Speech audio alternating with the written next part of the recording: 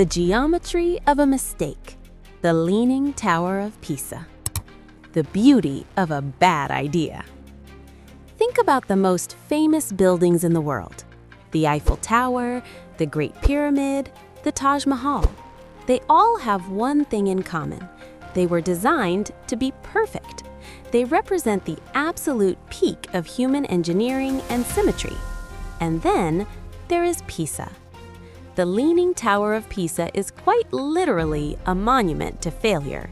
If the engineers had done their jobs correctly, this would just be another beautiful medieval bell tower in a quiet Italian city. It would be a footnote in a guidebook.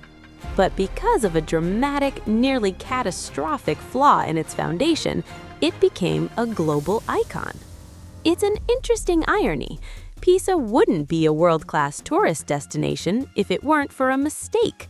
Today, we're going to look at the Square of Miracles, not just as a place for funny photos, but as an 800-year-long battle between human ego and the laws of physics.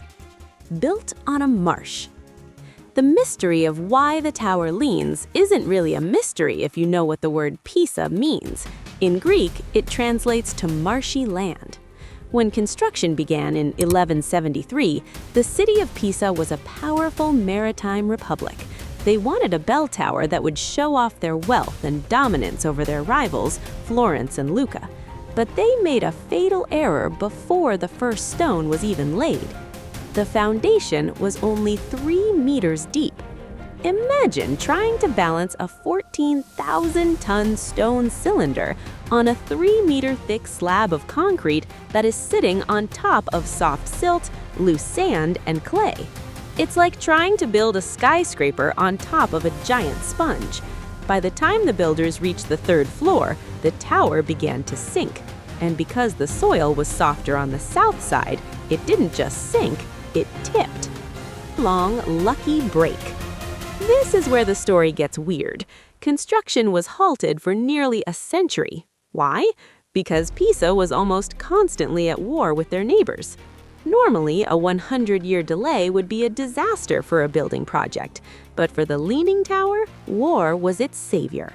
If the builders had rushed to finish the tower all at once, the weight would have been too much for the soft ground, and the whole thing would have collapsed before it was even finished.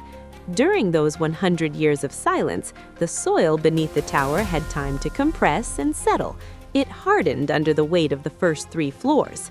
This accidental pause gave the tower the strength it needed to support the rest of the height. The Banana Tower. When construction resumed in 1272, the builders tried to fix the lean in a way that seems almost comical today. Instead of fixing the foundation, they tried to compensate for the tilt by making the upper floors taller on one side than the other. If you look closely at the tower today, not from a distance but from the base, you'll notice that the tower isn't actually a straight line. It's curved. It's shaped like a banana. The builders were literally trying to steer the tower back toward the vertical as they went up. But gravity isn't easily fooled. The extra weight of the taller side actually made the tower sink even deeper into the soft soil. By the time they finished the bell chamber in 1372, the tower was leaning at a dangerous angle.